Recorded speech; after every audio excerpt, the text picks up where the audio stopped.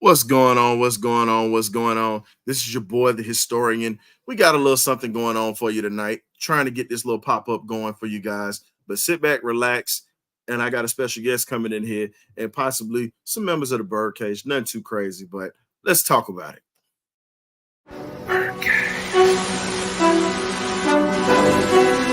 Okay, y'all, this is it.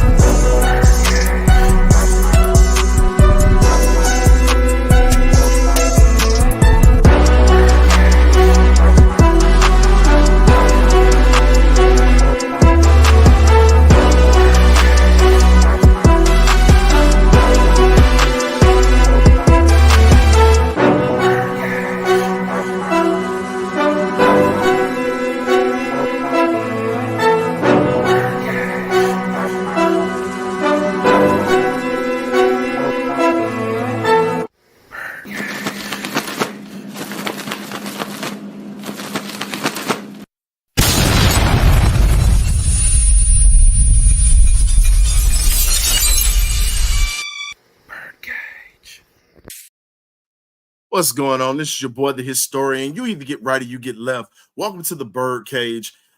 We got a few things we're going to talk about tonight concerning the rivals. But before we get that started, hit that like and that subscribe button for us. And I got to go ahead and bring in one of our extended family members from another show.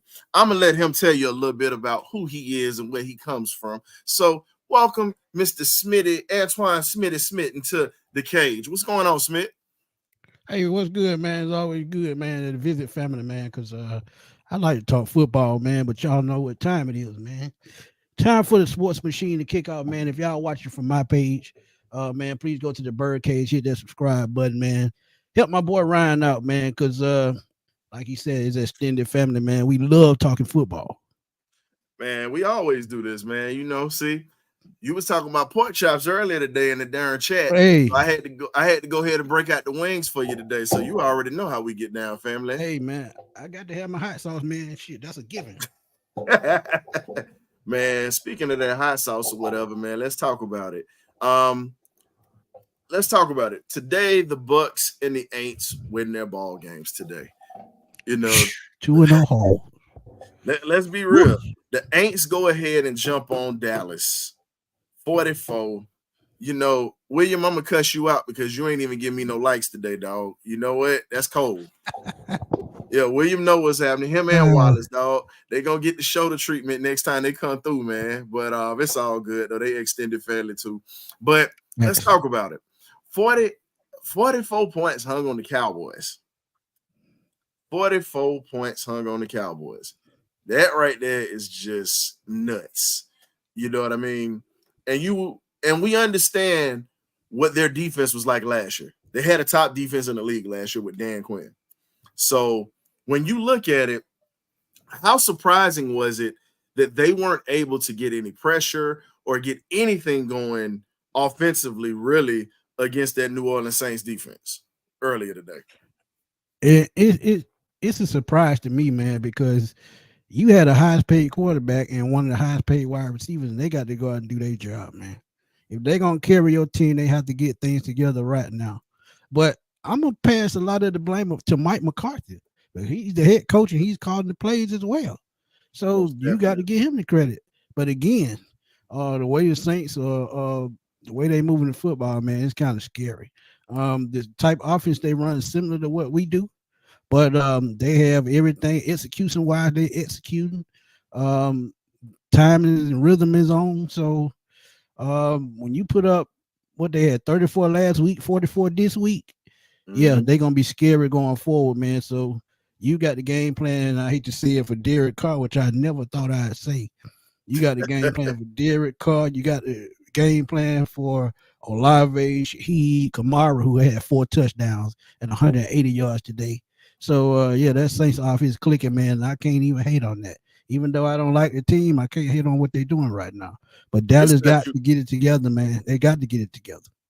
Man, it's not even you hating on the Jokers. It's calling a spade a spade. The last time New Orleans was clicking like this, those cats was pretty much going to the Super Bowl in 2009. That's the last time they had a start like this, where they averaged that many points starting the season off. So tomorrow is one of those games where you either mildew or barbecue, as we would say. You got to get off the pot. You got to get off the pot. You know, Nate Lamb is not going to be playing, so Rashad Evans and a few other guys worked out for the team or whatnot. We're definitely, as I said during the draft, linebacker depth was very key. Very key. Linebacker depth was key. And we're seeing that now with one of our best ball players. He's been battling some injuries even before the season started with that hamstring and that groin muscle. So when you look at it, this right here is critical for the Falcons at this point right now. And you're getting ready to go up against one of the best running backs in the league, and Saquon Barkley, who is not just a running back. He's pretty much a football player. Does it all. Yeah, blocks, athlete. Yeah, blocks, runs, and also can throw the football. If anybody remembers his Penn State days, he had a couple of passes in Penn State. So he can throw the ball too. Now, the thing that helps us out is one of the pieces of the puzzle is not going to be there, A.J. Brown. That's going to be huge tomorrow night. I'm not going to get too heavy into the Eagles preview because, we got the pregame meal coming up tomorrow, and I'm definitely going to open a little bit of that up for the fans to jump in and talk a little bit about that. But getting back to these Saints, Alvin Kamara went off today. That is it. When he's fully healthy, he's one of the most dangerous players in the league. Anybody remembers him from back in high school around the city? Just remember, that game hasn't changed. Norcross High School. That game has not changed. He's been doing that since he was in high school. Exactly. So when we talk about the Falcons, when we talk about the Aints, the one thing that they have that we're struggling with right now, their offensive line has been very solid starting off with pass protection and also with run blocking. Now, something in the water. When we say you have that continuity, they've got continuity all across the board. There's no weak links on that O-line. We have a weak link on ours. And the crazy thing is, they had to rework their entire offensive line. A couple of those, and then 2 of them were hurt week 1. So look, if they can retool their offensive line and makeshift it and make it work, it comes down to coaching at the end of the day. That's why they're on track. That's why you see them in rhythm. Dennis Allen just has them playing the right way, man. And I can't knock them for that. And our weak link, Caleb McGarry, to be honest, that's not an excuse. Because if you know how to use him to his strength, it makes his weaknesses grow just a little bit more. If you run the ball strong to his side to get him going, I think it improves his pass block just a little bit. So that's just something that you got to think about against the Eagles. And guess what? He had J.J. Watt last week. He has Jalen Carter this week. So the job does not get any easier. Well, here's the thing. One of their best wide receivers outside of Chris Olave is a gentleman by the name of Rashid Shaheed. Shaheed, small college guy to Weber State. You know how I feel about small college cats. I feel like they need to have more opportunities on that front line. And I think we need to start bringing more of those in here from HBCUs or Division II schools that get overlooked. This dude played at Weber State, smaller school. And this dude pretty much led the team in receptions, has great speed, great hands, 6 feet, 180 pounds, pretty much a flyer with sticky hands. So far this season, he's got 7 receptions, 2 touchdowns, 169 yards, and he averages 24 yards a catch. So when you look at that, we have 2 great safeties in Jesse Bates, and my guys call him Southside Simmons, but I call him SWAT Dog Simmons. We got him in the back. We got those two in the back. So AJ has a chance to prove himself, not just this week, because he's gonna go up against Slim Reaper this week. Going up against Devontae Smith, former Alabama wide receiver and Heisman Trophy winner. So he's gonna get the task of the number one guy.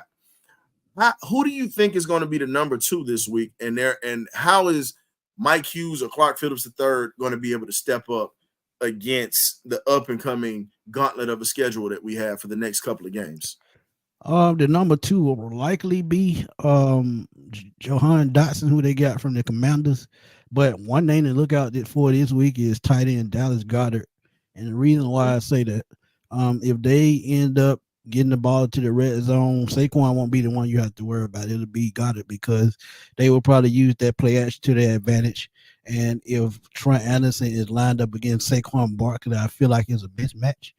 But again, Dallas Goedert, like I say about Kyle Pitts, has to be the number one for the Falcons. I feel like Dallas Goedert will be that number two guy this game, and he will be Jalen Hurts' safety blanket, just because AJ Brown is not playing this week. No, I got you. We got Graybeard into the building. You might want to turn that TV down a little bit, man, because we hear all that feedback in the back. But what's going on, Smitty? Hey, what's up, Graybeard? What's good? Oh man, just enjoying some of the great football we had this weekend. I was just looking to what y'all was saying, and I agree with everything y'all was saying. I'm looking at the Saints. They're gonna be a problem. They're gonna be a big problem in the NFC. I'm looking at Tampa Bay just find a way to win, especially not on the offensive side, but on the defensive side of the ball. That freaking front seven still fair, and the secondary getting better. And what the Saints did to what they did to the Cowboys, 3 turnovers. And Dak Prescott was harassed throughout the entire game. Right. To me, he never got into rhythm. They couldn't establish the running game. They couldn't control the clock, which had made them a one-dimensional football team. And Chase and freaking and that front seven for the Saints just looking really, really good. And I hate to say it, Derek Vehicle car look like he's getting ready to be a high-end car right now, because he just dropping dying, and just Alvin Kamara just went completely off. 4 total touchdowns, 1 receiving, almost 200 yards of offense by himself. Mm-hmm. And as we said before, that was the Dallas defense that was the top defense in the league that last year. You know what I mean? And now you look at this Falcons defense. We haven't given up a touchdown yet. You're not going to run on us like that. But at the same time, the offense has to sustain drives. The offense has to be in a situation where they got to put up points. No questions about it. They got to put up points. And all I can tell you is this. Zach Robinson, here's my challenge to you, buddy. You got to figure out a way how to use Tyler Algier. I'm sorry. It's no way in hell that Tyler needs to be getting 3 carries a game. No way. I get you want to turn Bijan into Christian McCaffrey, but I'm going to tell you like this. Bijan ain't built like Christian McCaffrey. Some Falcon fans going to get pissed when I say it, but I don't give a damn. Today, I'm on my perch. I'm telling you what it is. Bijan ain't built like that. Pass blocking is suspect is Ray Caruth in the trunk of a car.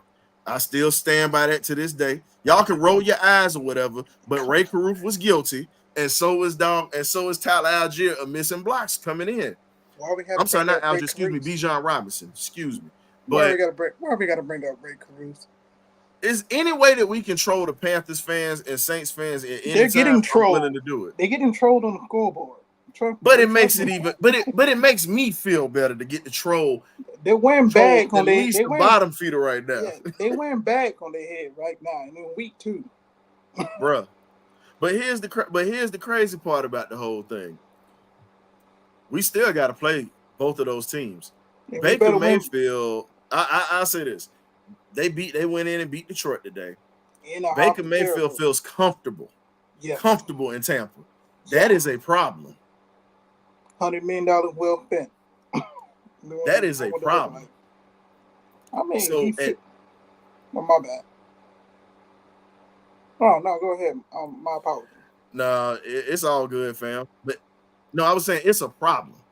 It's a problem when you got a guy like that that's been sporadic his whole career, more like a schizophrenic on the football field, if you ask me. And now that he's comfortable, you see what he can do. I mean, Smitty, why you laughing, man? You know I'm telling the truth. it's just the fact that he with an organization that number one believe in him, and number two they got an offensive coordinator and a quarterback coach that giving him knowledge, building him up, but at the same time putting him in position to win. He got offensive Facts. weapons. You got Mike Evans. You got freaking Godwin. You still got a valuable running game. What better with that good offense? A capable defense to get you three and out, to make important stops, to get you turnovers. So all you needed was to plug in a quarterback. They got the Baker Mayfield. The Baker Mayfield is showing up. So I just think Falcon fans just want our offense to show up, just like you see New Orleans, just like you see the Tampa Bay putting up points, getting key stops, getting the making a good third down to keep the ball going. I just think Falcon fans just want to see continuity being built, and we haven't seen that in a while. And I see Slim saying Kirk Cousins had to get better in the shotgun and the pistol formation. That's just not his strength. If it's No, it's not your not. strength, ain't nothing you can do. If you used to playing under center for your play action and no huddle, um, I don't care if you shotgun or pistol formation. If you're not used to that, it's not gonna work. And to be honest, I think more mobile quarterbacks are better at that. And even though some quarterbacks are not fast or mobile, they know how to move around and maneuver in the pocket. And he can't do that on a really, to me, a still injured Achilles. He still got to be careful because, like I told one of my buddies earlier today, if he's not right by game 5 and he's not moving around right, we could see Mike Penny. And I hate to say it, because you can't keep him in the game if he's not mobile enough to move outside the pocket and he's a sitting duck in the pocket. You can't do it. Not in today's NFL, but we'll see how that turns out. How is it Drew Dalman's fault not snapping the ball, man? Like normally I agree with you, but I will no. No, it's Kurt all the way. No, You can't, yeah, you can't no, justify that. no, you can't sit there and just put that on him, dog, because let's be real. Homeboy can't move in the pocket. Drew has nothing to do with his feet because he's been getting the snaps. I'm not gonna Facts. sit there and put that on there, man. You can't just nickel and dime folks like that unless you got that substantial proof because Drew's been solid. He was solid in the first game. Last year, all right, we had to get on him. But he really didn't make too many mistakes. The only thing that he made a mistake of was he got bullied by Cam Hayward last week. That was it. Facts. A lot of people get bullied by You Cam know, Hayward. but it gets worse because now you get a younger Jalen Carter in front of you this week, who's Bully. just And as Jordan nasty. Davis. And Jordan Davis. 6'7", about 350 pounds. I Just can think run like about a that. 4.7. Right. Exactly. Because here's the thing. We complained about Drew Dalman last year. Drew Dalman was a major problem with the offense because he was screwing up the snaps. That's something that we're not going to take away from. But when he plays well, I can't let you just get on him like that. The man played well last week, minus getting bullied. But Cam Hayward's been doing that since he was in high school in Atlanta. He's been Right. bullying everybody. So again, it's what it is at this point. You Not to know, you mention, can't. What you say? no, I just can't. Not to mention, you have another first round Hall of Fame and future fallen Hall of Fame and T.J. Watt just Yep. literally destroyed the entire offensive line by himself. So, Yeah. And you had Alex Highsmith. So that front seven in Pittsburgh with a it looked Patrick Queen in the middle, it I was just about got to a say little bit more dangerous. Patrick Queen was Yeah. coming in that Jig wrecking shop too. Jig at Bo Nick today. That's all I'm saying. Just go at him. Oh my God. Just go at But him. but let's be real. AJ Terrell was getting whooped by George Pickens last week. No questions asked. We just gave him that money, and I talked about this Thursday on the show. This is gonna be a true test for the money man that just got his bag. Guess what? You got your money, pretty much top cornerback money in the league. You're not the highest paid now because all the money that's gone up. But guess what? You got to earn your money now. Oh yeah, You pretty much got in this. You're in a pressure. situation where you got Dotson you got to deal with tomorrow, or you got Slim Reaper you got to deal with tomorrow. And then on top of that, you got some help. But you also got Goddard that you're gonna line up with sometimes too, because Goddard does line up out wide. In the slot. So Yep. in the And slot. it don't get no easier the next week. Then we got to go get that high-powered Kansas City Kansas City offense. offense. Rice look I like he's a true number one right now. but I And trust the work defense though. That's the thing. I trust my defense because my defense didn't give up the draws. They bent, but they didn't break. So again, if I'll say this, if we can at least hold Philly to 2 touchdowns, we got a chance to win. If Philly get 3, it's gonna be hard because we're still trying to figure out what the hell the identity of the offense is gonna be. Because again, Zach Robinson is first time in that chair where he's pretty much the maestro. He's controlling the flow of the band. One band, one sound. right. Guess Yeah. I what? mean, That offense is not. That offense definitely is not on one sound right now. It's not. but I think for one of our keys to victory is to minimize how many possessions Philly get. That means we're gonna have to start running that ball like you said and find that balance with Bijan and Tyler. I mean, converting key third downs to keep that Philadelphia offense off the field and try to eat as much clock as we possibly can. I understand Gak want that Gak attack, but right now this might be a good case of keep away football for us in order for us to pull out the upset victory because nobody got us to win the game. It's time to Great put point. Tyler the Great Tank point. Algier in the position to be the main vocal point of this offense this week. I know you want Bijan to be. I know you want Bijan to be this Christian McCaffrey guy. That's what you want him to be. You said that in the press conference, but at this point, man, our running game is not built on flash. Our running game is built on grit and toughness and being able just to hit you in the mouth. Just pretty much just hit you in the mouth. That's what we're built off of. What's up, Rich? Nothing much. Man, it's crazy all this after one game. I'm gonna be real honest with you. Cause first of Mm-hmm. all, I agree with Smitty, and I'm gonna tell you why. Because the complaints that people have about the formations that we ran let me know that y'all have never watched Kirk Cousins play for real. Those formations we ran, he's not comfortable because he don't. That's not his game. He don't. If you ever look at Kirk Cousins, true indeed, we don't have a Jet and a Addison. That's neither here nor there.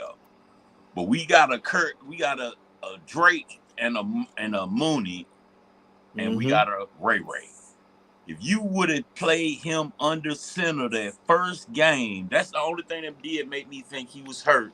Because even me and Pops talked about it. Pops stopped watching it after the first quarter when he noticed Kirk Cousins wasn't under center. That's not how he played. If you ever look, a lot of Kirk Cousins passes are out of play action. Yeah, he can run a shotgun, but we don't have the line to hold up a shotgun right now. That's just being honest.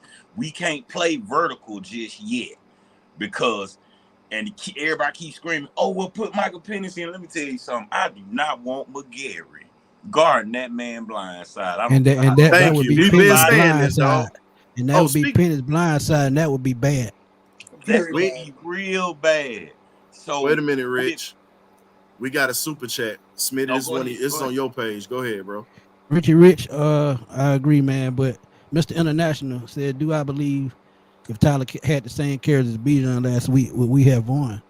It's a possibility, and the only reason why I say that, if Tyler Algier gets more carries than me, chewing up more clock, you win down their physical defense, and I feel like that's what they should have done anyway.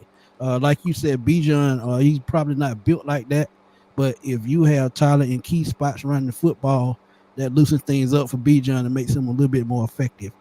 We possibly could have won that game had Tyler got more carries, like I said, because we wear down the defense, and that takes the ball out of Kirk Cousins' hand just a little bit more and gives him time to get himself together and probably make more key throws down the field. And I feel like that's what they're going to do this week. They're going to run the football, wear down the defense, and control the clock because the less Jalen Hurts is on the field, the less he can hurt you, and especially with no A.J. Brown. I think that's going to be even more key. So, yeah, run the ball this week. Pound it And down their and, throat. and you know my biggest thing about it, I ain't mean to cut you off, Ron. It's just That's all right. my That's all right. biggest thing about that is every single for the last 2 OCs we had. You know why it makes me upset? Because for me, it just shows me how genius Shanahan was. You know why? Because if you give Shanahan this team, boy, y'all ain't gonna be able to stop that man. Not with 2 running backs like that. Not with them tight wide receivers. He not gonna have Kyle Pitts out there blocking. I'm sorry. We know that's not his strength. So why do you keep doing it? I get it. A tight end is supposed to block. That's part of their job. But one thing about it, they keep saying trade Kyle to another team. If Kyle goes somewhere like the Cowboys, they ain't gonna ask Kyle to block because they know that's not his forte. If he go to Philly not gonna ask Kyle to block. All we need you in is open space. So I just don't get, and I'm not the biggest. I didn't play football past high school, but even I'm smart enough to know, and this ain't no Madden coach, GM or nothing, but I'm smart enough to know that if we run Tyler at least the first 2 quarters, you really don't have to see him no more the rest of the game because they're going to be so tired coming into the 3rd quarter that once you hit them with Bijan, see, they trying to put Bijan first, but he's not the type of running back that needs to play in the 1st quarter to me. I'm just being real. And if you really just want to even speak video game Madden, when I play with the Falcons, I never play Bijan first. I'm finna wear you down. I'm finna run Tyler to the left, to the right, in the middle. And then you forget that the man can catch out the backfield. Go back to the Chicago Bears game of last year when he caught the screenplay. Because a lot of people were saying, "Oh well, Tyler ain't fast enough like Bijan." Okay, when he had that 75-yard touchdown, he caught the screen cut. It was pretty much one cut and go. Bijan dances. Understand this. Algier's a guy that's one cut and go. But the difference is Algier is a big boy. People don't realize how big he is. 230, and you're talking about a guy 5'11", 6 feet, and a guy that played middle linebacker at BYU. A lot of people keep forgetting that he led the nation in touchdown. Yeah, he played defense first, but he also played offense as well. And Coach Sataki, who was BYU head coach or whatnot, that was one of his prized possessions right there because Tyler is a football player. That is what, if you want to sit here and compare, I'll tell you this here. What makes Christian McCaffrey different? Everybody wants to compare him to Bijan. No, let's get this straight. Christian played both sides of the ball in high school. You have a football player. It is a difference between a running back and a football player. Give me a guy that is versatile. Give me a football player. Give me a guy that can play 1 or 2 positions. Just saying. Give me a guy that can do that. Give me a guy with that type of versatility. I like Bijan. I think he's definitely a good back. But again, if I'm going to game plan as a defensive coordinator to stop anybody, all I got to do is pretty much shut down the cutback lanes. That is how you beat Bijan Robinson. It's easy. Pittsburgh figured it out. You stop those cutback lanes, you have a guy to fill in that lane where you have gang tackling and you have somebody to pull up into that alley or whatnot that Bijan cuts back to. He's not going anywhere. And we saw that running game got shut down. Tyler Algier is like this. He's going to hit you and fall forward. You don't ever see him go backwards. Kind of like how William Andrews used to be. Kind of like how Jam used to be. Jamal Anderson. I mean, Michael Turner. I mean, you look at these running backs that don't go backwards. That is what Tyler Algier is. And that's so. And if you know it's over the history of the Falcons, that's what they mainly had was power backs. When you talk about Andrews and Riggs and Turner and Jamal Anderson, man, you can't forget about old Haskell Stanback. That was an underused back as well, who fell forward. So, and another one that's underrated that fell forward, a lot of people don't give credit to, and I used to love him, Snelling. Yeah, Matt Snelling. Oh, yeah. And he wasn't the best running back to me, but he gave the effort. If you give him the ball, he going to try to make something happen. And I'm not saying that Bijan doesn't, but even watching that Pittsburgh game, to be truthful, they didn't even close all the lanes. His vision is still rookie vision to me.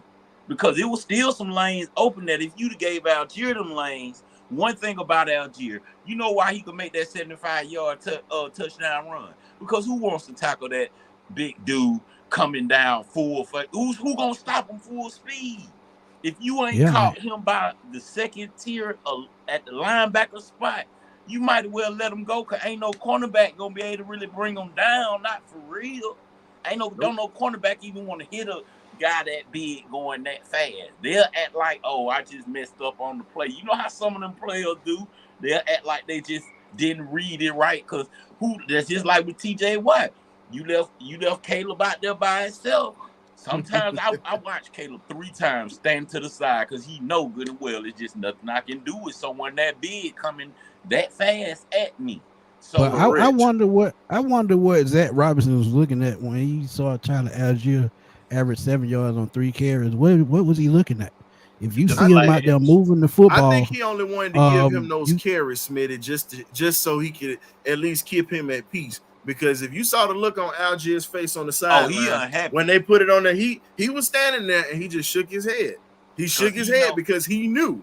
Because let's be real, Patrick Queen is a bad boy, period.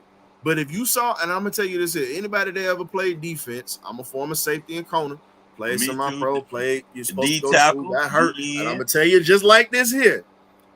You see somebody like that, a Patrick Queen, who is a head hunter that made business decisions on trying to hit this dude. Think about it. Pat Queen hit him and he got up, and Pat was just like, he just shook his head. And I could tell you. You know why?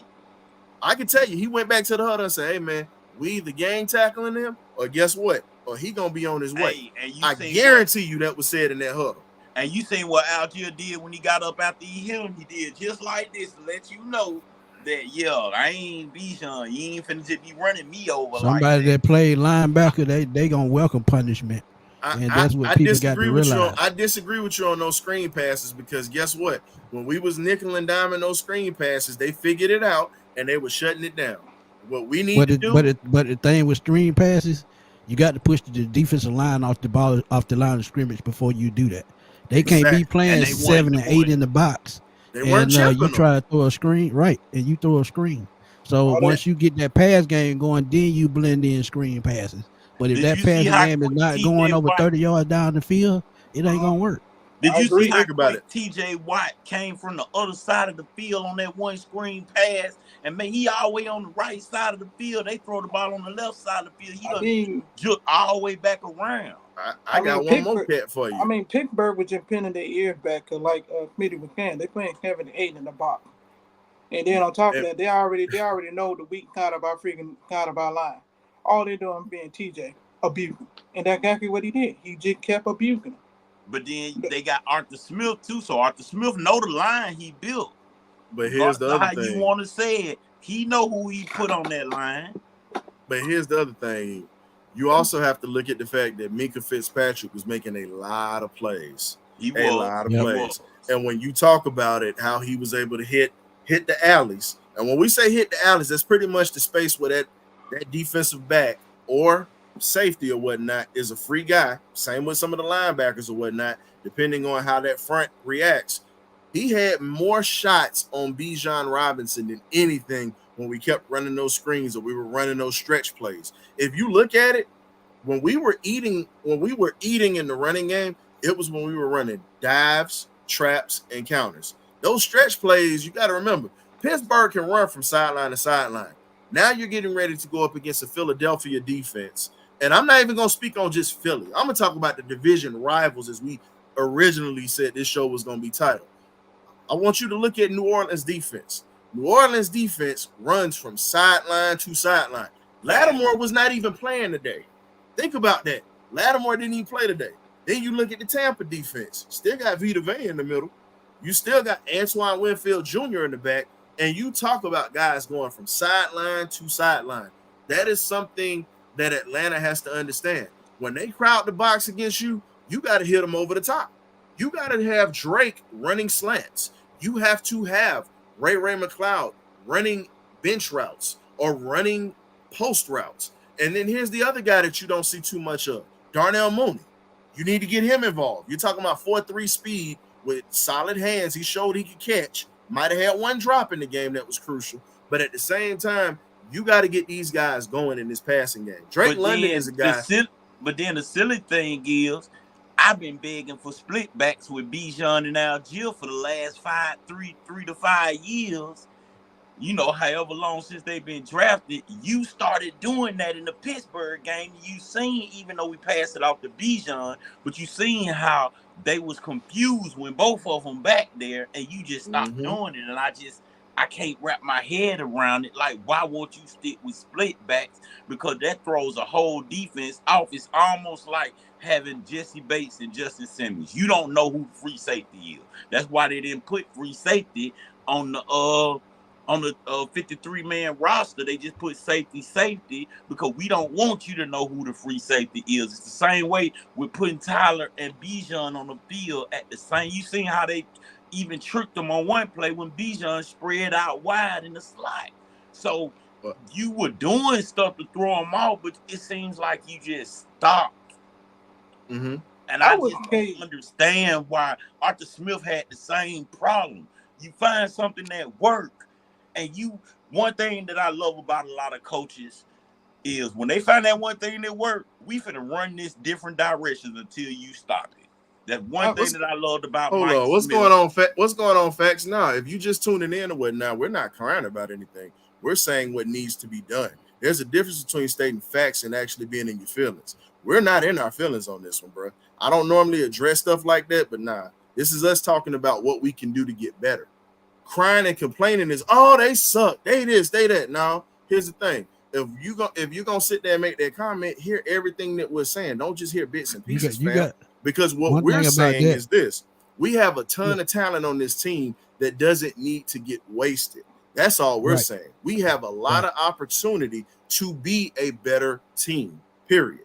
So if that's crying and complaining, family, I take it. Hold up, you got a super chat, bro.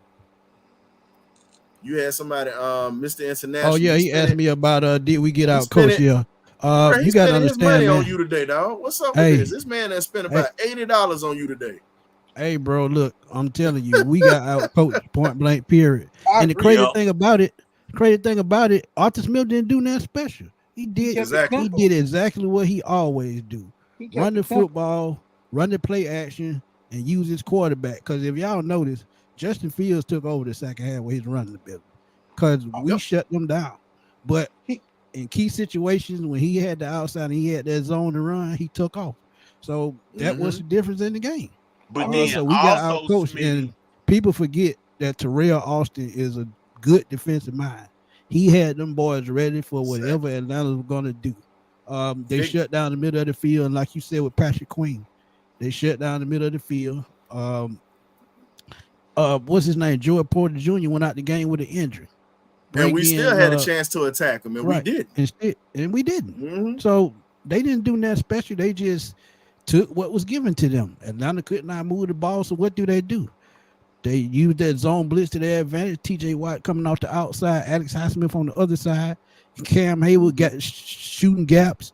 So I mean, they did what they were supposed to do. They just got out coached. Zach Robinson is a first year. Think about that. Zach Robinson is a first year offensive coordinator going up against an offensive mind that's been around forever in Terrell Austin. Of course, he's gonna win that battle. Remember who else he getting ready to go up against? We go up against Vic Fangio this week. Vic Fangio is one of the most veteran-laden defensive minds and one of the most respected defensive minds in the game. So we're going up against this man with a first-year defense that he's had up under him, but he's veteran enough to understand how to use guys' strengths and weaknesses. And he's seen every offense that you could throw at him, from a physical style of offense, from an air raid style of offense. And you really look at Atlanta, we don't have an identity yet. I'm not saying it's not going to happen, but we don't have one yet. We were known for running football. And it's another 3-4 defense. It's another 3-4 defense, second week in a row. And Bryce Huff is on the outside out there. So he didn't have a good game last week. So if he bounces back this week, just know that it's going to be pretty much the same thing that they try to throw at the Falcons that Pittsburgh threw last week. Here's the question I got for everybody. Go ahead. No, I'm just saying, and they got the personnel to do it, man. With Jalen Hurts, you know he's a dual threat. He can run the football well and throw. Even though AJ Brown out there, you still got Slim Reaper. You still got the phenom back there known as Saquon Barkley. You still got Gainwell in the backfield as well. You still got Dallas Goddard. You still Mm-hmm. got Dotson. So he got a game plan to use them key pieces and look at the game field what Arthur Smith did and pretty much enhance it. So it's up to our defense to be disciplined. It's up to our defense to freaking make sure we read our read correctly and whatnot and get off on third down. If we have an opportunity on 3rd and 7, get off at 3rd and 7. And Don't that's give the them big. don't give them a 15 Lammon's got a yard. bit of a hamstring injury Yeah, and a little growing injury right he now. got a That's what groin he's injury. dealing with. But we can't just keep giving up. Like if we're like 3rd and 19, give them 32-yard game. That's And what then be the killing thing, them. and the thing is, if you notice, us getting Justice Simmons to me really put the league on notice. Because one thing I noticed, no one threw to the middle of the field on us at all. Nope. Everything is to the sideline. So our cornerbacks are, since they know our safety's legit, Mm-hmm. our cornerbacks are going to be tested more. And that's what I was trying to explain in the group to somebody when I said that stuff the reason I'm not worried about the Saints is because that stuff they did, ain't no one's throwing in the middle of the field on us like that. And we have a new defensive front. This ain't that same defense. You're not finna run on Grady Jarrett like that. And you gotta understand, we played them before. A lot of these other teams, they don't play the Saints, so they don't really know. And I'm not taking nothing away from their OC because I know who tree he came off of.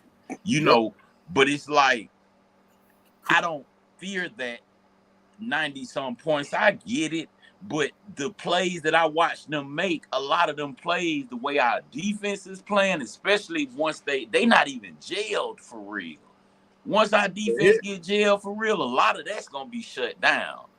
Think about it. Now, you it's on speaking our on the offense. defense, Rich. Rich, you speaking on the defensive part when you talk about that. But let's talk about something else. Now, a lot of folks going to get mad when they say it. Here we But, go. yeah, I said it. Raheem Morris has inherited 2 great defenses. Think about it. He's never had to build any of these defenses that he's coaching right now. Ryan Nielsen and Jerry Gray built this defense. I Then wish you we also kept have, moving. let's be real, and then you look at that Rams defense that he won the Super Bowl with. Wade Phillips built that defense right before he left LA and he came in. But you have to be talented enough to be able to know how to use that talent to make them elevate to win a championship. Raheem is definitely an intelligent coach and one of those coaches that can get the job done. The question is now that you've been on both sides of the ball now. You know, you're pretty much seeing what that test run was like in that first game. You got a gauntlet in your first 4 games. Your first 4 games. You Pittsburgh, Philly, New Orleans, and Kansas City, New Orleans, and then you got Dallas. So again, when you really look at this gauntlet that you have right now, the one thing that you're going to have to figure out is, how can I shorten this game? How can I use my talents where I got a great running game and I got some possession receivers and I got some guys who can stretch the field, but how can you shorten the game and take the ball out of all these teams' hands that have explosive offenses? Because the next 3 games, you're getting ready to have explosive offenses, and you've got to figure out how to get your offense going and keep your defense rested. Because the more the defense gets worn out, we already know that mistakes happen. Mental fatigue happens when you get tired. Not saying that you can get I apologize. We played the Bucs in week 5, my fault. But as I said before, you have to figure out what your strengths and weaknesses are.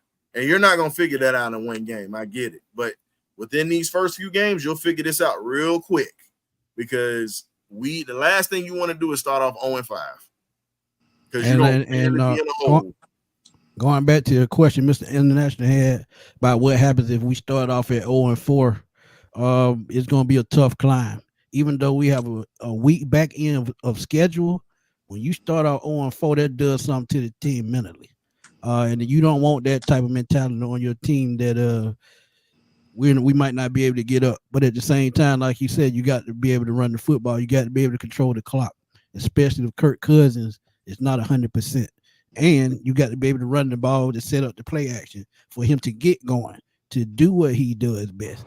You got to be able to run the football. So, you got to do something offensively this week. And that's my thing. In my mind, all the teams are focusing on Bijan because we put the focus on Bijan, not because I'm not taking nothing away from Bijan. It's just that I think we give too much fanfare to Bijan per se, and I get it because he's marketable. I understand all of that part, but the teams are not even preparing for Algier. That's the scary part in my mind. Philly is Right. even said, we think we know how to stop Bijan. Yeah, I know you know how to. You can come out to get in the backfield and you already get. In my mind, I know what teams try to do because they've been doing it since Detroit. Detroit gave them the blueprint last year. If we can get Right. in that backfield and stop Bijan before he get going, that's their thing. We got to stop him before he get going.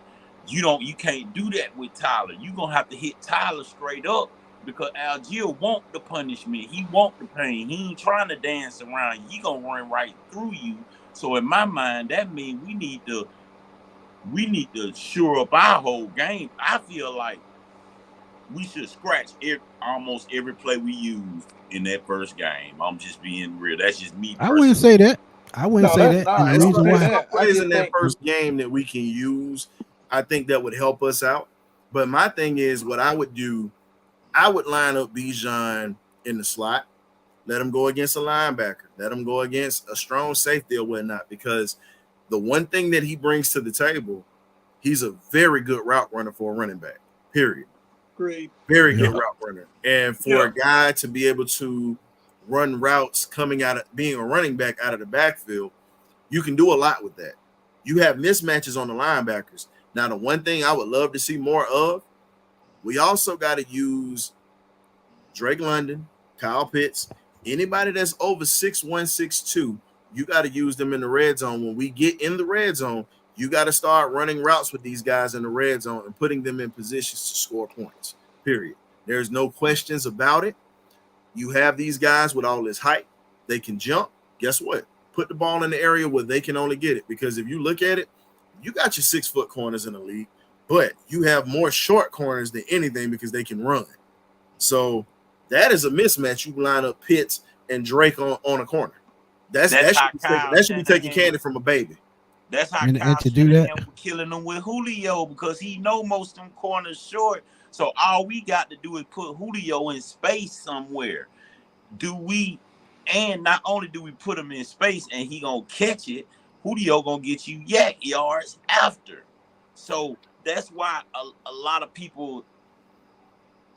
It's just looking at it. I guess it's hard coming from Arthur Smith era after looking at Shanahan era, even though we may not like him because he blew the bowl. But it's just I can't hate greatness. I'm sorry. Nope. I just seen somebody that know how to use every player we had, and I haven't seen it since him. Even Arthur but Smith, you drafted the players and didn't even use them. Like it let just me tell doesn't you, make let me sense to me. let me tell you how they can make this a little bit easier on themselves. They can run more two tight end sets to start the game to get the run game going. And if you use more two tight end sets, that means you have Caleb McGarry on one side. That means you got your receiver on the other side to help Drake London. If they do that, and probably have Bijan or Tyler Algier in the backfield, run the ball early, I think that helps Kirk Cousins as well because he'll be more under center when he's comfortable at. But running the football early and effective with two tight end set, I think is the best way to go to try to wear down that defense. I Here's agree. I something think else. no, my bad. Go ahead. No, I'm just saying. I just agree with Mitty, man. Just to be able to try to neutralize that front seven by giving a heavy dose of that running game off the jump, and like you can't run two tight end sets. I mean, running two tight end sets, man, they can still catch. They can still catch, but at the same time, give that extra protection for Kirk Cousins because, like I said, he's still $180 million investment.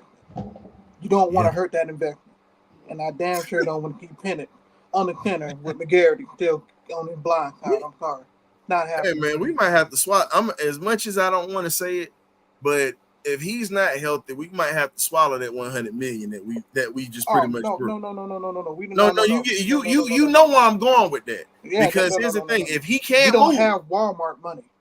but guess what? If he can't move and it hurts us, what are we gonna do? Because you can't lose your season trying to sit there and hope he's gonna get better while the season is going, family. We don't work. That's the point I tried to make earlier. Yeah, that's the point I tried to make earlier. But here's the other thing. I'd rather but keep okay, him down. well, I'll give you a solution because you sitting there saying that I got a solution for you. My football heads out here understand this. Put Kirk in the 3-step drop. 1, 2, 3, boom, ball's gone. I'm cool. Yep, That's one way last week. to keep him from 3 to getting 5 hit. step drop. 3 to 5 No, step not drop. 5 step, a 3-step drop because he can't move that fast. 3 steps he can get out of dodge. You got to think about that when you're talking about a guy that made his money off of play action and pretty much being able to bootleg majority of his career. He can't bootleg right now. So guess what? He 1, got 2, to read 3, them hot boom. routes too. Everybody talks, hot routes. but here's the thing: everybody talks bad about. We all know Slant Boy made a living in New Orleans by catching those slants and moving the chains. Guess what? If Drake, since people are complaining about Drake not being able to get separation, guess what? Use him like Slant Boy. Drake can catch those tough passes across the middle. We've seen this. Start using him to move the chains. I'm just saying. 3-step drop, let it go. Drake is quick enough on a slant. I'm cool with that. Drake is quick enough on a slant. Darnell Mooney, start running crossing routes because guess what? Philly couldn't stop the crossing routes that was going on with Green Bay. It's there. We got the talent to do it. The question is this: can he make those 3-step drops? That's my last solution for Kirk.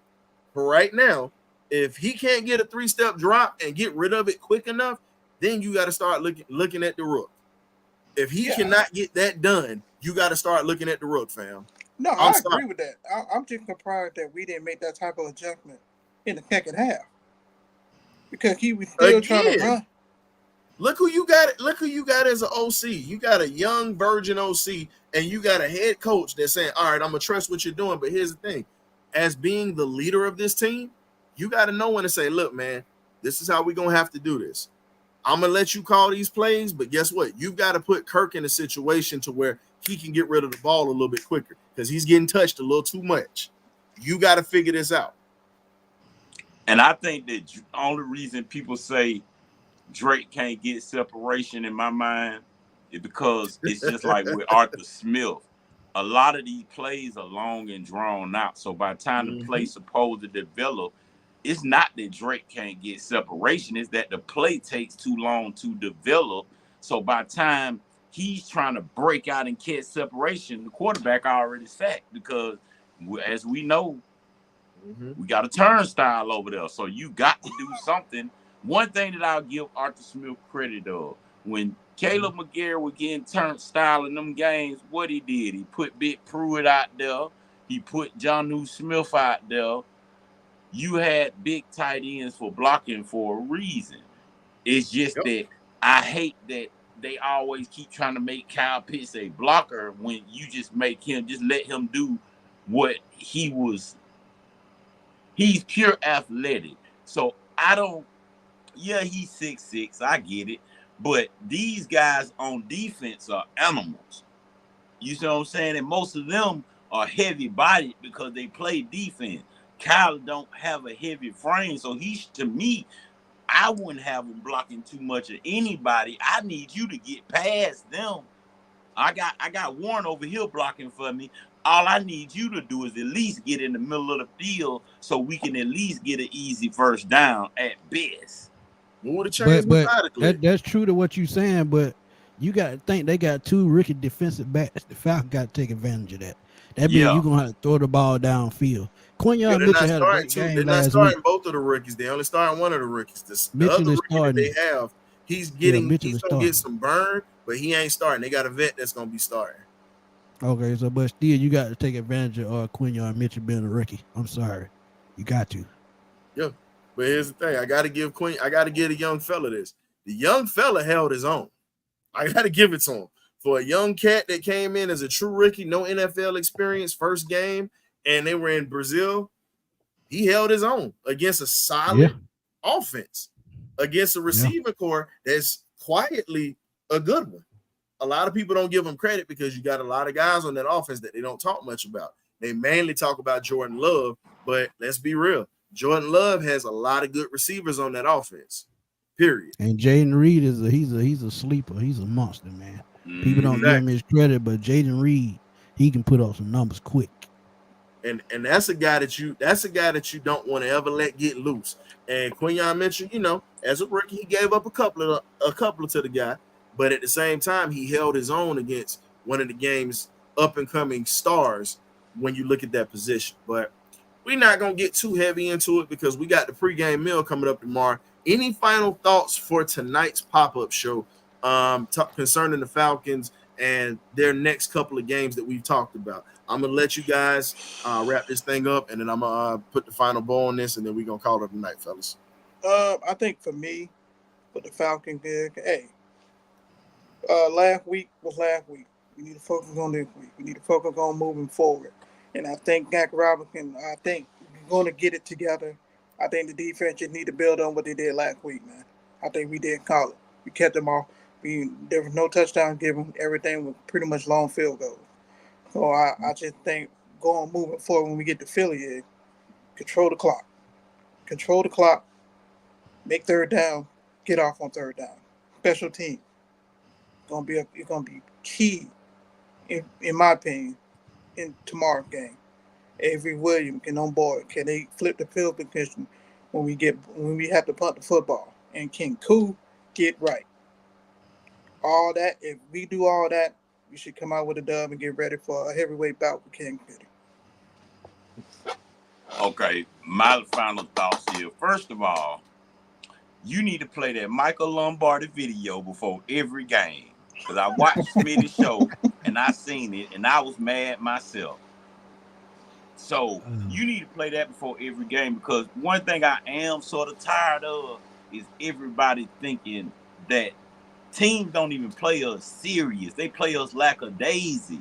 And that's what upsets me is no one, it's not even that they don't fear us. You just don't even take us serious. I don't even care about the fear at this point. I need people to take the Falcons serious. And I believe this year we have the team to do it. If you come out there, since we already know Jalen Carter and all the rest of the defense and already stated we prepare for Bijan. Okay, well then this is what we finna do. We not even finna give you Bijan. We finna give you the bowling ball and see how you like him. And then we gonna come back and hit you with the Bijan. Or we could do and mix it up like that Devontae Freeman, Tevin Coleman style thing. I feel like they need to go back and watch some of them old tapes. That's just me. That's neither here nor there. But I feel like if we start that game with Algier instead of Bijan, I just got a funny feeling it's going to set a whole different tone out of that offense, because you're not going to be able to speed rush in there when he hand that ball off to Algier like that. You're going to get tired of hitting him. That's just like even when we had Cordell. Them players were tired of hitting that. You get tired of hitting a big person like that. So I feel like if we go out there and set the tone with Algier, plus that's the only thing that sort of make me think Kirk Cousins hurt too, because I don't even believe Zach Robinson opened up his playbook yet. That's just me. I don't feel he even opened it up yet. I feel like them plays that he was running were the same plays we were running in preseason. That's why I didn't want to see it. If most people didn't know that we were still running out the pistol and the shotgun, that's all we did really during preseason. We didn't really do nothing exotic or extravagant. So now, being that we playing Philly, my final words, being that we playing Philly, I feel like this a real test for our defense, because they got a real offense over there. This the test I want to see on my defense, because if my defense can stand up to Philly, all we really need is the offense to get the rolling, because Philly is one of them teams that they got receivers. They just got a running back, but they've been had receivers. To me, secondary still suspect. To me, if they want to beat Philly, they're going to have, because after I watched Philly first game, truthfully, Philly can be had. The only thing you got to do is spread their defense out. That's it. Because they got a lot of big guys. Once you spread that defense out, if you like you said with a 3-step drop, Kirk can. One thing about it, Kirk got a quick release. It's just he got to trust himself. He got one of the quickest releases in the NFL. I just don't think he trusts himself yet. I don't even really think he's still hurt. I think mentally he just don't look like he still trusted himself just yet. I feel like he's gonna shake it off, but if we can go on and run a few spread plays and get that defense, off balance and quit playing, because they're gonna look at the tape last. We need to keep a few of them plays and keep them off balance. If you can spread, because that's how they almost lost their first week. They kept that defense spread it out where all of the big guys, you can't sit them all in the box. Somebody gonna have to play in coverage, and I surely rather have them defensive ends playing in coverage against our tight ends and running backs out the backfield. That's just me. That's all I got to say. Well, here's the thing, and I'm gonna echo that. Cousins hasn't even had a full year to recover. Aaron Rodgers had a full year. That's why Rodgers is able to move around. Some people have been comparing it. Well, Rodgers hurt. Gotta understand, Rodgers literally got hurt at the beginning of the season. First game. Not even 5 minutes in. Less than 5 minutes. You understand what I'm saying? So here's the thing. You got a guy that's trying to push himself to be here. Now, you know that he wasn't going to try to rush himself back, but when they brought Penix in and he was uncomfortable with that, he rushed himself back. And he knows mentally he's not ready. You can see in the way he plays. You can see that it's not clicking yet. But hopefully it clicks quick before they have to sit him down. That's all I'm gonna say, because I don't want $100 million wasted. You understand what I'm saying? That's like throwing money out the window where we could have did something else with that money. But that's neither here nor there. My thoughts on the ball game. Feed 25. Period. Feed 25 in this game. Nothing complicated about it. Let's get back to leaning. It's pretty much, I'm gonna put money in the jar tonight because I want to say it. You're gonna have one tough son of a bitch on the next tough son of a bitch. I know I'm gonna get muted for that, but I gotta put some money in the jar. And I normally don't cuss on here like that, but I gotta call a spade a spade. You gotta go old school. You gotta bring ass to get ass. Period. And if you're gonna bring ass to the party, you gotta leave with some. So in other words, what I'm saying is, you go ahead and run Algier. You go ahead and put Bijan out in the slot. You go ahead and, as I said earlier, have Kirk 3-step drop, 4 or 5 steps, depending on the formation that we have. You've got to have sets and formations where Bijan and Tyler are on the field at the same time offensively. Got to start using Pitts when we get in the red zone. Got to use Drake. Use those big bodies. Also get Darnell Mooney the ball. That's your speed guy. He can take the top off of a defense. Put it in the area where he can run and go get it. Set it up where he can run a post route or he can run a corner route or a bench route. But I'm not even going to spend time talking about the passing games. My thing is this. Zach Robinson has to figure out how we're going to be able to help that right side of that line. That's your job. You pretty much had a whole week to figure this out. You need to take Charlie Warner, who's a blocking tight end. Definitely, he's a solid catcher in the red zone, but he's not a threat. But you put a Charlie Warner out there because at the end of the day, I'm a bit of a homer, but I'm going to say it. Georgia tight ends know how to block. I'm standing on that. They've been doing it since my goddaddy Clarence K was doing it at Georgia. That's the best way to put it. Georgia tight ends have always been able to block, and they've had long careers because of it in the NFL. So again, put Charlie Warner over there with McGarry. Show up that right side, because at the end of the day, you still got Nolan Smith coming on that end. That's the guy that nobody wants to talk about with that speed rush. You're going to be able to see a little bit of a Nakobe Dean coming in free. So you have to figure out ways to where you put Bijan in the slot and you let Tyler Algier be your blocking running back. Pass protection for me is key in this ball game. Period.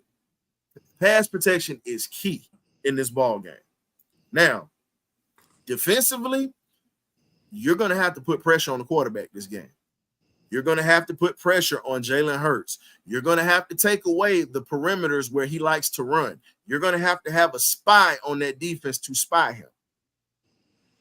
And again, you have to be in a situation to where you have to create turnovers, because your offense might not be able to sustain long drives. You got to help them. You have to get that ball back to them so they can continue to have opportunities to score. because your offensive line and pass protection is not the best in the league. I'll tell you that right now. It's not on Kirk just holding the ball. It's the fact that right side of the line is there. If you're going to call somebody out, make sure you have all your information when you call it out. I'm one of those guys that's going to look at the whole picture when you say that.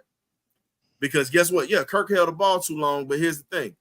How can you get the ball out your hand when your right side is not able to at least give you 3 seconds to throw the football? At least 3 seconds. Not 5, but 3. Just saying.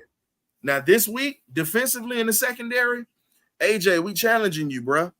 You got this bag. You got to turn your head around. You got to start being able to be that guy. You got 2 all-pro safeties, all-pro Pro Bowl safeties behind you. And Bankhead Bates and SWAT Dog Simmons. You got 2 behind you that don't mind coming up and smacking. We finally got 2 dudes on this defense that don't mind getting in the fist fight. Remember what happened last week. We have not seen a Falcons defense with that type of aggression ready to put paws on somebody just because they got out of line. Let's be real on that. Even Grady Jarrett.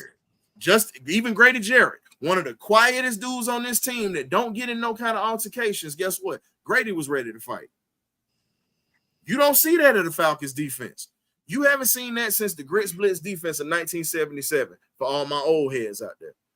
But again, the money man is pretty much the guy that I'm challenging because you got a bag. You got a chance to show that you can be elite, but at the same time, I'm still sitting back here wondering. My thing is I don't put all my trust in you. You'll have one good game, you'll be solid in one area, but guess what? You got a chance against Slim Reaper, and you got Dotson that you got to go up against. 2 good receivers in the league. Show that you're worth the money that we have. That's all I'm going to say. Show that you're worth the money that we invested into you. Now, lastly, my linebacking core. Trey Anderson, you got to step up because now you got Nate Landman out. One of the X factors of last week, he's going to be out of the ball game. You have to step up. You got all this size and all this speed, but you're still like a fish out of water. I really wish they would just use you as an edge rusher and call it a day and just let the young kid that we drafted from Notre Dame, who's been a linebacker his whole career, get burned. Because at this point, you're not a linebacker, dog. You're not a Will, you're not a Sam, and you're not a Mike. You're not a linebacker. It's okay. But as an edge rusher with your size, speed, aggression, and being able to run from sideline to sideline, they got to put packages in for you to be the guy that punishes Jalen Hurts every time he decides to take off this week.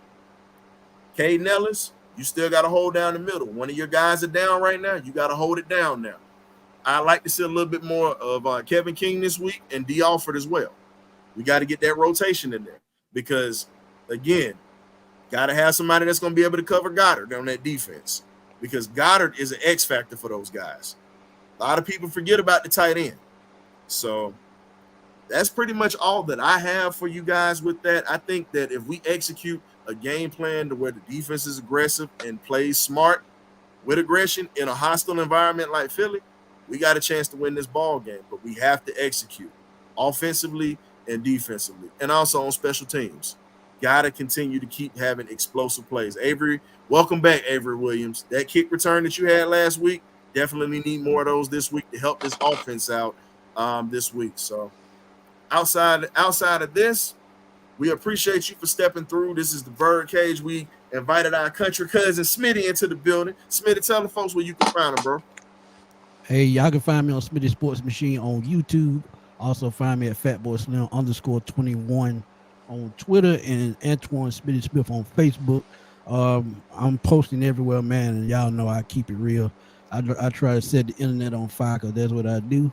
But y'all can catch us. You can catch me Tuesdays at 7 p.m. on the NFC South Roundtable on YouTube or on Twitter. You can catch me and the crew, A1 Forever, 95 North Berto, on the 95 North Sports Machine on Wednesdays at 8. And y'all can also always catch the post-game shows on Sundays right after the Falcons game. But y'all can catch us Tuesday at noon. We're going to give y'all a recap on the game. And tomorrow night, I will be dropping a video about my thoughts on the game right after the game. So y'all tune in because We always setting it off on the sports machine. Appreciate you, Smitty. But like I said, man, you already know who this is. This is your boy, the historian, Birdcage LLC, with my man Great Bid every Thursday night, 8 p.m. For those who are tuning in from Smitty's channel, you either get right or you get left.